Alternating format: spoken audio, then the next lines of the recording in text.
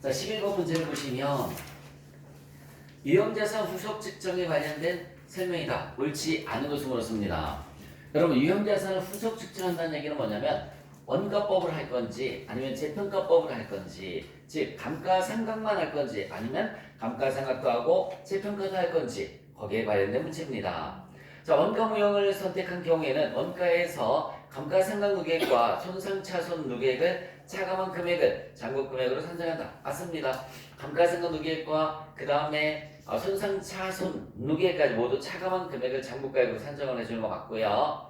원가무형을 선택한 경우에는 매 회계 기간 말마다 자산 손상을 시사하는 징후가 있는지 검토한다. 만약 그러한 징후가 있다면 회수 가능액을 측정해서 회수 가능액과 잔고금액을 비교해서 회수 가능액이 잔고금액보다 적다면 손상차손을 인식한다. 우리 손상차손 배운 적 있어요? 없어요? 있어요. 손상차손 인식하는 거 맞습니다. 재평가 모형을 선택한 경우 재평가는 보고 기간 말에 자산의 잔고금액이 공정가치와 중요하게 차이가 나지 않도록 주기적으로 수행해야 하며, 여기서 주기적은 법적으로 딱 정해진 건 없어요. 매년 해도 되고 3년 만에, 근데 매년 하는 거는 그죠? 평가 수수료가 더 많이 들어가겠죠, 그쵸? 3년마다 한다든지 5년마다 한다든지, 그거는 만약에 자산의 가치가 잔고금액과 공정가치가 차이가 많이 났다라고 하면 해줘야 된다라고 알아두시면 됩니다. 재평가의 빈도는 재평가되는 유형자산 공정가치 변동에 따라 달라진다. 맞습니다. 재평가 모형을 선택한 경우에는 당해 공정가치에서 재평가일 이후에 감가상각 누계액을 차감한 금액으로 잔고금액을 산정하며 손상차손을 인식하지 않는다라고 나와있는데, 재평가 이후에도 손상차손 당연히 인식을 해줘야 돼요. 때문에 손상차손 누계액도 당연히 나와야 되겠죠. 4번은 틀렸습니다.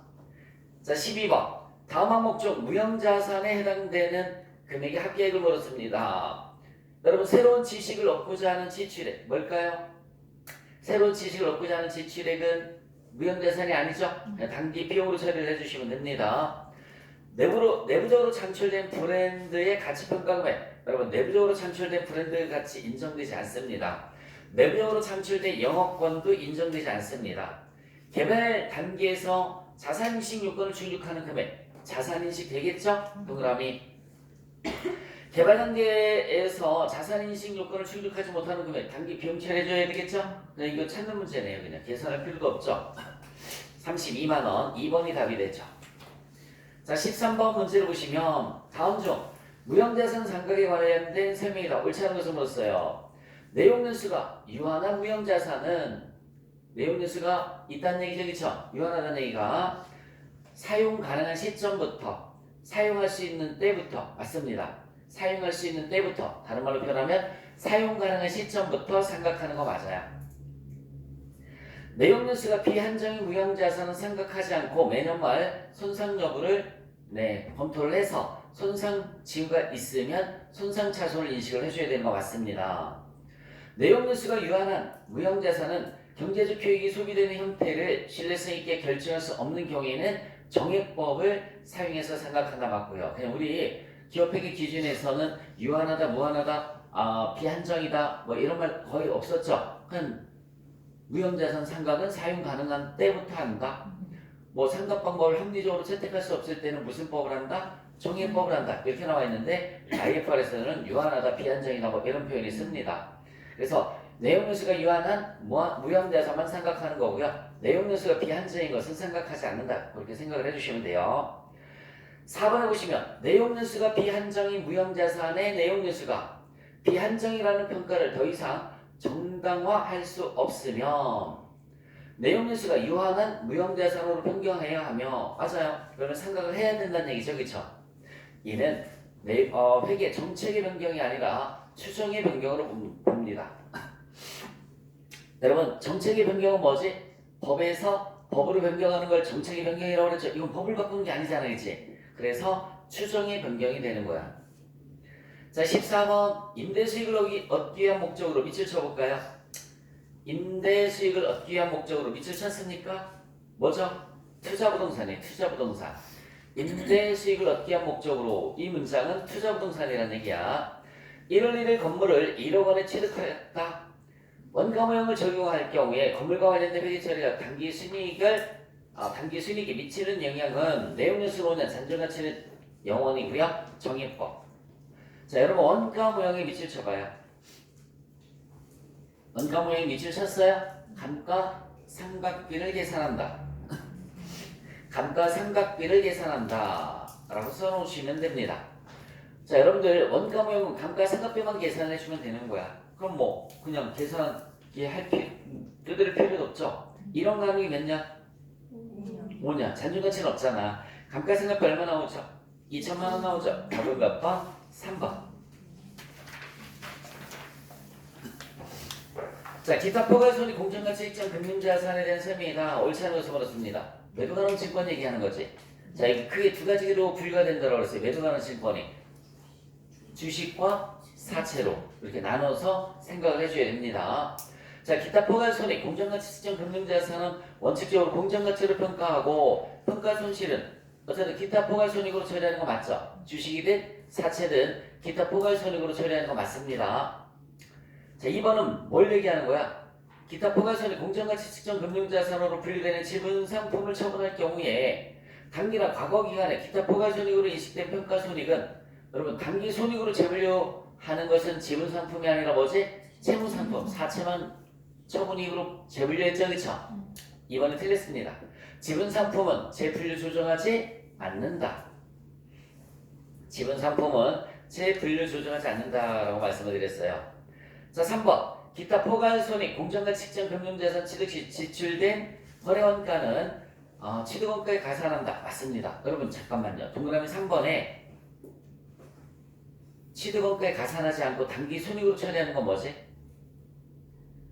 단기 손익으로 처리하는 건 기타 포괄손익이 아니라 뭐예요? 단기 손익 공정가치 측정 금융자산은 그치? 거래원가를 취득원가에 가산하는 게 아니라 우리 수수료 비용으로 분기했잖아. 그러니까 단기 손익으로 처리한다는. 무슨 말인지 가세요?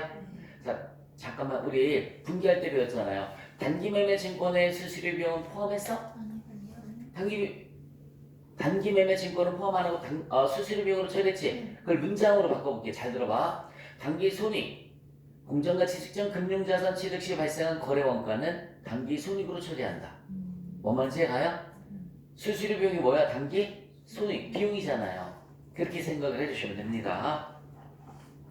기타 포괄손익 공정가치 측정 금융자산으로 분류되는 지분 상품의 손상 차손을 인식하지 않습니다. 맞아요. 메모하세요. 밑에다. 채무 상품만 손상 차손을 인식한다. 채무 상품만 손상 차손을 인식한다. 여러분 매도가능 증권 손상 차손은 뭐냐면 잠깐만 우리 근데 기업회계 기준에서는 주식도 손상 차손을 인식을 해요. 기업회계 기준은. 자, 그럼 이거야. 여기 잠깐만 여기 봐. 다혜가 땡땡 회사의 주식을 10,000원에 샀어. 그 회사가 상장 폐지 조건을 충족해서 500원짜리가 됐어. 얼마 하한가의 개념이 없어요. 상장 폐지가 되면. 그러면 쟤 너무 행복해하잖아. 그치? 10,000원에 샀는데 9,500원만큼 떨어졌죠? 회복 가능성이 있어 없어? 없어요. 이게 손상차손이야. 그래서 기업회계 기준에서는 매도가능 증권, 주식도 손상차손을 인식을 하는데 IFRS에서는 주식은 손상차손을 인식하지 않습니다. 뭐만 손상차손을 인식한다고요? 사채만 손상차손을 인식을 하는 거야. 사채를 발행한 회사가 부도가 났어. 다시 한번 사채를 발행한 회사가 뭐가 났다고요? 야, 저기 어떡하지? 나 빌려준 거 못 받는 거 아니야? 라고 할 수 있어요? 없어요? 있잖아. 그래서 그럴 때 손상차손을 인식을 해주실 수 있습니다. 4번 틀렸고요. 아니 4번 맞는 거고 지분상품은 손상차손을 인식하지 않고 채무상품은 손상차손을 인식할 수 있다라고 제가 말씀을 드렸어요. 옳지 않은 것은 몇 번? 2번. 자, 금융상품 재분류에 대한 설명이 옳지 않은 것을 물었습니다. 재분류라는 것은 단기 순이익으로 인식할 거냐 말 거냐 그런 걸 얘기를 하는 거야. 단기 순이익 공정가치 측정 금융자산을 이게 뭐야? 단기 매매 증권이지 맞냐? 상각분가 측정 금융자산으로 뭘로다가 만기보유 증권으로 재분류하는 경우 재분류율의 공정가치가 새로운 총 장부 금액이 된다. 맞습니다. 여러분 여기 봐요. 단기 매매 증권으로 취득한 사채를 아니야 나 그냥 만기까지 가져갈래 라고 할 수 있어 없어? 있어요. 그럼 만기 보유 증권으로 재분류해줘야 되겠죠, 그쵸? 그러면 재분류 당시에 공정가치를 다시 계산을 해서 그 금액을 장부 금액으로 해야 된다라는 얘기입니다.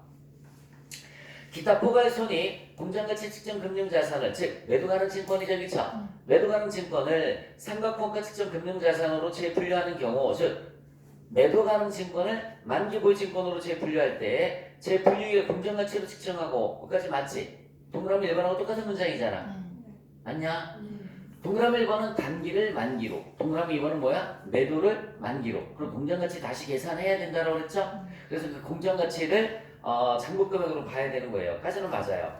근데 동그라미 2번은 재분류 전에 기타 포괄손익으로 인식했었던 매도 가능 증권 평가이익이나 손실이 있을 수 있겠죠, 그쵸? 자, 이런 것들은 단기 손익으로 재분류 조정하는 게 아닙니다.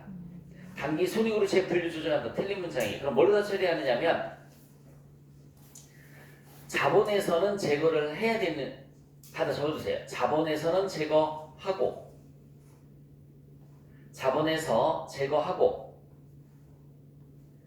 금융자산 공정가치에서 조정한다. 금융자산의 공정가치에서 조정한다. 금융자산의 공정가치에서 조정한다. 금융자산의 공정가치에서 조정한다. 문장이 어렵죠? 여기 잠깐만 고개 들어볼래? 차변에 매도 가능 증권 만원, 대변에 보통예금 만원. 사채야, 사채. 그 다음에 공정가치를 계산해서 매도 가능 증권 1,000원, 대변에 매도 가능 증권 평가이익이 1,000원. 이렇게 됐어요. 오케이? 자, 이거를 만기 보유 증권으로 분류를 하려고 그래. 다시 뭘로다가 분류를 한다고요? 만기 보유 증권으로 분류를 하려고 그래요. 그러면 매도 가능 증권 없어져야 되겠죠? 매도 가능 증권 얼마 없어져요? 11,000원 이렇게 없어져요. 그리고 만기 보유 증권이 되겠지. 만기 보유 증권의 금액을 계산을 했더니 만약에 12,000원이더라 공정가치가. 다시 공정가치가 얼마더라? 11,000원이 돼야 되겠지. 여기서 1,000원만 골랐으니까 그쵸? 11,000원 이렇게. 만기 보유 증권이 11,000원. 근데 여기 뭐가 있어요, 여러분들? 매도 가능 증권 평가이익이 있죠, 그쵸? 이거 어떻게 주면 되는 거예요? 다시 없애주면 되는 거죠, 그쵸? 차변에 매도 가능 증권 평가이익 금액은 얼마 없어진다고요? 1,000원 이렇게 없어지면 돼요. 그러면 얘가 다시 얼마가 될까요? 10,000원이 되겠죠. 다시 한번 얼마가 된다고요? 그냥 10,000원. 이렇게 얘 공정가치에서 조정을 하는 거야. 단기 손익으로 재분류 조정하지 않는다. 2번에 틀렸어요. 3번. 기타 포괄손익 공정가치 측정 금융자산 취득 시 지출된 거래 원가는 취득 원가에 가산하여 측정한다. 맞아요. 단기 매매 증권만 수수료 비용으로 처리했지 매도 가능 증권은 수수료 비용이 아니라고 그랬죠, 그쵸? 취득 원가에 포함하는 거 맞습니다. 지분 상품은 손상차손을 인식하지 않는다라고 그랬지. 뭐만 손상차손을 인식한다라고 그랬어요? 채무 상품만 손상차손을 인식한다라고 그랬단 말이에요. 16번. 금융자산 재분류에 관련된 설명이다. 옳지 않은 것을 물었어요. 조금 전에 혹시나 질문 나올까봐 여기 봐봐. 매도 가능 증권이 얼마 있었어요? 10,000원. 대변에 현금이 얼마 있었어? 10,000원. 차변에 매도 가능 증권이 얼마? 1,000원. 대변에 매도 가능 증권 평가 이익이 얼마라고 그랬지? 1,000원. 다시 이거를 만기 보유 증권으로 변경하고 싶다라고 그랬지? 그러면 여기 봐봐. 대변에 매도 가능 증권 얼마 없어져요? 11,000원. 맞냐? 차변에 뭐가 되는 거야? 만기 보유 증권이 얼마지? 11,000원. 이렇게 분개해야 되겠지? 그래서 얘는 차변에 와서 매도 가능 증권 평가이익이 얼마? 1,000원. 없애주면은 다시 만기 보유 증권 공정가치에서 조정하라고 그랬지, 그치? 빼주면 얼마가 되는 거야? 10,000원. 이렇게 된다라고 그랬지? 자, 그러면 다 정리해봐요. 얘 없어졌지? 얘 없어졌지? 그럼 뭐만 남아? 차변에 만기 보유 증권 10,000원. 대변에 현금 10,000원만 남지? 자, 최초 목적이 만기 보유 증권일 때 한번 해봐. 최초 목적이 만기 보유 증권이면 차변에 만기 보유 증권이 10,000원, 대변에 현금이 얼마예요? 10,000원. 이렇게 분개하지. 만기 보유 증권은 평가하니 안 하니? 안 하잖아. 그치? 얼마예요 그러면? 10,000원. 맞지, 그치? 만기보증권은 평가 안 하잖아. 상각분가로 평가한다고 그랬잖아요. 그죠? 똑같잖아. 분계. 만기보증권 만원, 대변에 현금 만원. 요거랑 비교하면 돼. 자, 한 번만 다시. 매도 가능 증권 샀어. 차변에 뭐라 그래? 매도 가능 증권 만원, 대변에 뭐라 그래? 현금 만원. 이걸 만기보증권 샀어. 그럼 만기보증권 만원, 대변에 현금 뭐야? 만원. 자, 매도 가능 증권은 평가하지. 근데 만기보증권은 평가한다, 안 한다? 안 한다. 그래서 얘는 공정가치법이고 얘는 상각분가법이잖아. 맞아? 얘를 다시 만기보증권으로 바꾸고 싶으면 두 개 돼서 없애버리고 만기보증권이야, 그치? 얘 없애버리고 만기보증권이랑 상계 처리해줘야지.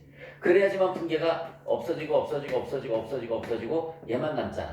그럼 똑같이 되는 거지, 그치? 이렇게. 그래서 만기보증권으로 재분류했을 때는 기타 포괄손익으로 인식했던 걸 단기손익으로 처리하는 게 아니라 만기보증권에서 조정한다라는 얘기를 쓰는 거라고요.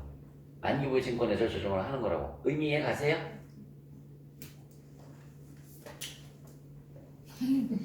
자, 그렇게 해석을 해주시면 돼요. 그래서 동그라미 이거 다시 한번 읽어볼게. 기타 포괄손익 공정가치 측정 금융자산을, 즉 매도 가능 채권을 상각분가 측정 금융자산으로 재분류하는 경우, 만기보증권으로 분류하는 경우 재분류일에 공정가치로 측정을 했어요. 여기 봐요. 재분류일에 공정가치로 측정해서 11,000원으로 측정을 했단 말이야. 오케이? 얘가 공정가치니까. 여기 봐. 공정가치가 11,000원이니까 1,000원만큼 평가액이 생긴 거잖아. 날짜 써줘? 얘는 12월 31일. 얘는 12월 31일. 같은 날짜잖아요. 무슨 날짜라고요? 선평가 후대체란 말 써요. 우리 기업회계 기준에서는 여러분 기업회계 기준에서 동그라미 2번 문장을 6글자로 뭐라고 하냐면 선평가 후대체라고 한다고요. 선평가 후대체. 잘 봐. 평가했지? 했어 안 했어? 대체했지? 선평가 후대체라는 말을 쓰는 거라고. 날짜가 같은 거라고. 그래서 공정가치가 11,000원이 됐잖아. 공정가치가 11,000원. 1,000원 이익. 그리고 대체 없애버리고 만기보증권. 그래서 만기보증권 공정가치는 11,000원이 됐잖아. 근데 얘 없애주라고 그랬지? 없애면서 어디에서 조정한다? 단기손익이 아니라 초분이익이 아니라 뭘로다가 만기보증권에서 조정한다. 그러니까 만기보증권 만원. 그래야지 얘랑 똑같이 되는 거잖아요. 그래서 우리 기업회계 기준 용어로 뭐라고 한다고요? 선평가 후 대체를 그렇게 써놓은 거야. 어쨌든 단기손익으로 재분류 조정하지 않는 거예요. 자, 동그라미 4번 읽어볼게. 동그라미 3번. 상각평가 측정 금융자산을, 얘는 만기보유증권이지. 맞냐? 만기보유증권을 단기손익 공정가치 측정 금융자산으로 재분류하는 경우에 뭐지? 단기매매증권으로 분류하는 거죠, 그쵸? 그럼 공정가치로 측정하고 재분류 전 상각평가와 공정가치의 차이는 단기손익으로 인식을 해줍니다. 왜? 단기손익 인식 금융자산이니까. 그쵸? 자, 4번은 그러면 만기보유 증권을 매도하는 증권으로 재분류하는 거지, 그치? 맞아. 상각평가 측정 금융자산을 만기보유 증권을 기타 포괄손익 공정가치 측정 금융자산 매도가능 증권으로 재분류하는 경우에 분류일의 공정가치로 측정하고, 그죠? 공정가치와 잔고가액의 차이는 모르다가 기타 포괄손익으로 인식해주면 되는 거죠? 선평가 뭐라고 그랬어 항상? 후대체라고 했단 말이야. 17번. 금융자산에 해당하지 않는 것을 물었어요. 금융자산에 해당하지 않는 것. 다른 기업의 지분 상품을 우리가 뭐라고 하냐면 자본이다라는 표현을 쓰는데 여러분 여기 봐요. 회사가 있을 때 이렇게 A라는 회사가 있고요. B라는 회사가 있어요. B라는 회사가 있어요. 여기에 사채가 있고요. 다시 뭐가 있다고? 사채가. 여기에 자본이 있어요. 자본은 뭘 얘기하는 거지? 주식. 주식을 뭐라고 하죠 우리? 지분 상품. 오케이? 사채를 우리가 뭐라고 하죠? 채무 상품. 맞니? 사채를 취득하면 뭐라고 하니? 단기 매매증권, 매도 가능증권, 만기 보유증권이라고 하는 거잖아. 우리 기업회계 기준 용어로. 단기손익 인식금융 너무 길잖아. 자, 요 주식을 취득하면 뭐라고 하니? 단기 매매증권, 매도 가능증권, 지분법 적용 투자주식이라고 하지? 금융자산. 따라서 보세요. 무슨 자산? 금융자산. 얘는 무슨 부채가 되는 거야 그러면? 금융부채. 얘는 뭐라고요? 지분상품. 지분상품. 자, 그래서 금융자산에 해당하지 않는 것은 다른 기업의 지분상품. 여기 봐요. 다른 기업의 지분상품이지, 그치? 금융자산 맞죠? 자, 그 다음에 이제 거래 상대방 등에게 현금, 금융자산 등을 인도하기로 한 계약성의 여러분 의무는 자산이 아니라 뭐지? 부채죠, 부채. 다시 한번 의무는 자산이 아니라 뭐라고? 부채입니다. 금융부채. 답은 2번이네요. 잠재적으로 유리한 조건으로 밑줄 쳐주세요. 유리한 조건 금융자산 맞습니다. 불리한 조건이면 뭘까 그러면 금융부채가 되는 거야. 자, 다시 한번 유리한 조건은 뭐라고요? 금융자산. 불리한 조건은 뭐라고요? 금융부채. 자, 기업이 자산에 자신의 지분 상품으로, 저기 봐요. 지분 상품이 주식 얘기하는 거라고 그랬죠? 기업이 자신의 지분 상품으로 결제되거나 결제될 수 있는 계약으로서 수취할 자기 지분 상품 수량에 변동 가능한 비파생 금융 상품, 비파생 상품 이런 것들도 우리가 뭐라고 하냐면 지분 상품, 금융자산이라는 표현을 씁니다. 금융자산. 그래서 금융자산에 해당하지 않는 것은 2번 금융부채에 썼습니다. 18번 문제를 보시면 다음과 같은 조건의 사채를 발행해서 삼각형가로 측정할 경우에 사채로 인해서 만기까지 인식해야 되는 총 비용은 얼마인가? 밑줄 쳐보세요. 만기까지 인식해야 되는 총 비용. 이거 뭐라고 그랬지? 만기까지 인식, 액면이자 플러스, 여기 봐요. 액면이자 플러스 뭐라고 그랬어? 사채 할인 발행 차금. 근데 얘가 총 이자잖아요. 토탈 이자. 자, 그러면 일단은 액면 금액이 얼마라고 그랬니? 5천만 원 나와 있죠? 여러분 여기 봐요. 하나, 둘, 셋. 액면 금액이 5천만 원. 액면 이자가 얼마예요? 250 몇 퍼센트? 5%라고 나와 있죠? 어디 나와 있어? 근데 왜 나를 안 보여? 5%지. 5% 250만 원. 그리고 곱하기 현가. 현가는 얼마라고 나와 있어요? 0.8396 0.8396 얘 곱하기 연금연가는 2.6730 2.6730 두 개 더해주면 사채 발행가액이 나오겠지? 얼마라고 나오니 사채 발행가액은? 3,800 4,800 2,500원. 이거 굳이 분계로 보여주면 이렇게 하는 거잖아. 차분의 현금이 4,866만 2,500원 맞아요? 대변에는 뭐라고 그랬어? 사채 5천만 원. 그럼 나머지가 뭐가 되는 거죠 여러분? 사채 할인 발행 차금이 133만 7,500원 맞냐?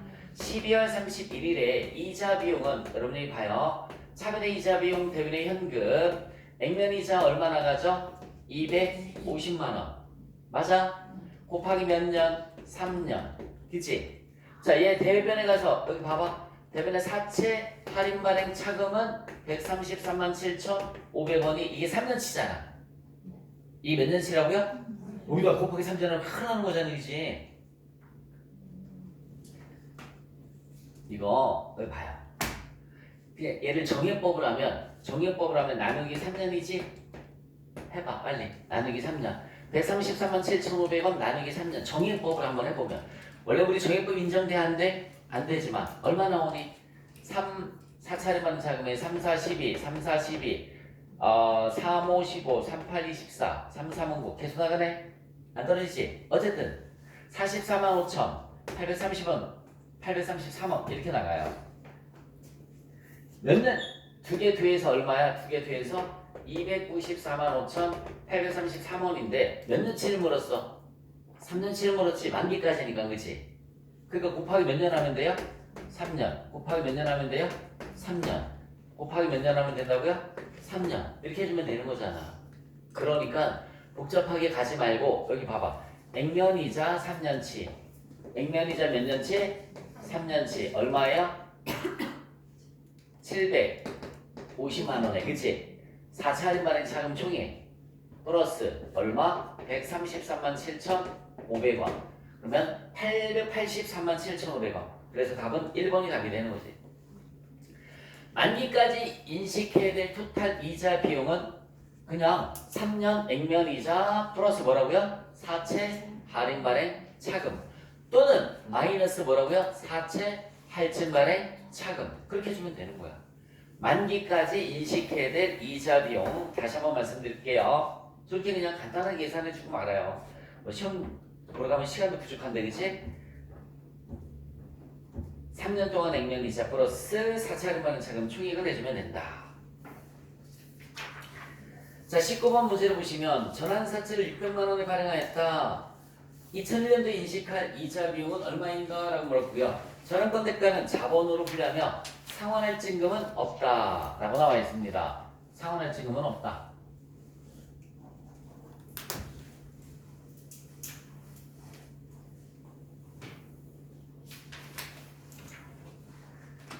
제가 전환사채 일단 액면이 얼마예요? 600의 표시이자율이 몇 프로예요? 10%예요. 그럼 여기 잠깐만 하나, 둘, 셋. 액면이 여기 봐. 600만 원에 원래는 할증금이 있어야 되는데 할증금이 없어요. 그래도 0이라고 쓸게 공부를 위해서. 표시이자는 몇 퍼센트라고 그랬어요? 10%. 액면의 10%. 액면의 10%니까 얼마지? 60만 원. 여러분 이렇게 두 개 더해서 현가가 얼마라고 나와 있을까? 두 개 더해서 현가가 얼마라고 나와 있어요? 0.7118 0.7118 표시이자 곱하기 무슨 현가? 연금 현가 2.4018 맞죠? 이렇게 해서 더해 주시면 얘가 얼마 나오니? 571만 1,000 880원 맞아요? 그럼 1월 1일 분계가 잠깐만 여기 봐요. 1월 1일의 분계가 원래 현금이 571만 1,880원이 와야 돼요. 그리고 대변에 원래는 전환사채가 600만 원이고요. 600만 원 상환할 증금이 없어도 쓸게요. 공부를 위해서 0 이렇게 되는 거지. 맞아요? 자 그런데 문제는 거기 무슨 발행했다고 나와 있어? 무슨 발행했어요? 전환사채를 600만 원에 발행하였다. 문제 첫 번째 줄에 나와 있지. 다시 한번 전환사채를 얼마에 발행하였다? 600만 원에 발행하였다. 첫 번째 줄에 나와 있잖아. 그럼 여기 잠깐만 고개 들어보세요. 얘가 여기 봐봐. 얘가 더 돈이 얼마만큼 더 돈이 들어온 거라고 그랬어? 28만 8,120원만큼의 돈이 더 들어온 거잖아. 현금이 더 들어왔지, 그치? 이게 뭐라고 그랬어요, 여러분들? 전환권 대가라고 그랬어요. 그래서 전환권 대가가 28만 8,120원 이렇게 되는 거라고요.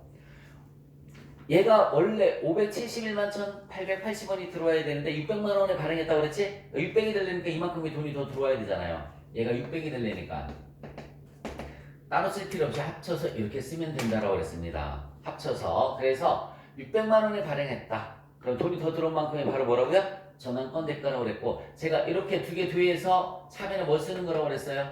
전환권 조정을 쓰는 거라고 그랬어요. 두 개 뒤에서 28만 8,120원 28만 8,120원 그래서 만약에 문제가 잘 들어요. 만약에 문제가 전환권 대가를 물었으면 얘가 답이 되는 거야. 근데 뭘 물었어요 여러분들? 이자 곱하기 12% 하면 되죠. 이자 비용 그냥 발행가액 곱하기 12% 해주시면 되죠. 얼마 나올까 그러면? 발행가액 곱하기 12% 하면 얼마 나올까? 68만 5,426원. 답은 몇 번? 3번. 그런데 분계까지 할 수 있어야 되는 이유가 뭐냐면 시험 문제가 똑같은데 문제만 다를 수 있잖아. 뭘 물을 수 있다고요? 전환권 대가는 얼마니? 이걸 물을 수 있다고요. 그러면 어쨌든 전환권 대가는 이만큼 들어와야 될 게 600만 원 들어왔지? 그 차액만큼이 바로 뭐라고 그랬어? 전환권 대가가 되는 겁니다. 차액만큼이 전환권 대가가 되는 거야. 20번까지 하고 정리할 시간 드릴게요. 자, 충당부채 및 우발부채에 관련된 설명이다. 옳지 않은 것은 뭐로써요? 여러분 잠깐만. 충당부채는 미래에 지급할 것이 확실한 게 충당부채야. 퇴직급의 충당부채 들어봤죠? 퇴직급의 충당부채 들어봤죠? 미래 지급할 게 확실한 게 무슨 부채? 충당부채야. 우발부채는 이런 게 우발부채야. 보증승거. 내가 여기 봐봐. 다혜가 돈을 저 은행 가서 대출 받는데 보증이 필요하다고 해서 보증을 좀 서달래. 그래서 내가 다혜 보증을 섰어요. 내 채무 아니지, 그치? 근데 다혜가 땡겨먹고 캄보디아로 도망갔어요. 그럼 누가 갚아야 돼? 내가 갚아야 되는 거죠. 이런 게 우발부채야. 현재 채무는 아니지만 미래 채무 가능성이 있는 게 우발부채. 충당부채는 미래 확실한 거죠, 그쵸? 이게 충당부채. 그래서 충당부채를 인식하기 위해서는 과거에 사건이나 거래가 발생을 해서 현재 의무가 존재해야 되는 거 맞습니다. 과거의 종업원이 여기 봐요. 과거의 종업원이 1년 이상 근무해야 내가 퇴직금을 줘야 될 의무가 생기는 거지. 과거에 1년 이상 근무한 사건이 발생을 해야 되잖아. 그러면 그래야 현재 내가 퇴직금을 지급해야 될 의무가 있는 거죠. 그래서 동그라미 1번 문장, 과거에 사건이나 거래가 발생을 해서 현재 의무가 존재해야 되고요. 충당부채를 설정하는 경우에는 법적 의무 또는 의제 의무가 포함된다. 여러분, 퇴직금의 충당부채는 법적 의무지. 반드시 줘야 되는 거지. 그러기 법에 의해서 법적 의무라고 해요. 그러면 여기 잠깐만. 반품 충당부채. 회사에서 반품 받는 게 법적이야? 그럼 회사 관행이죠, 그렇죠? 그리고 의제 의무라는 말을 쓰는 거야.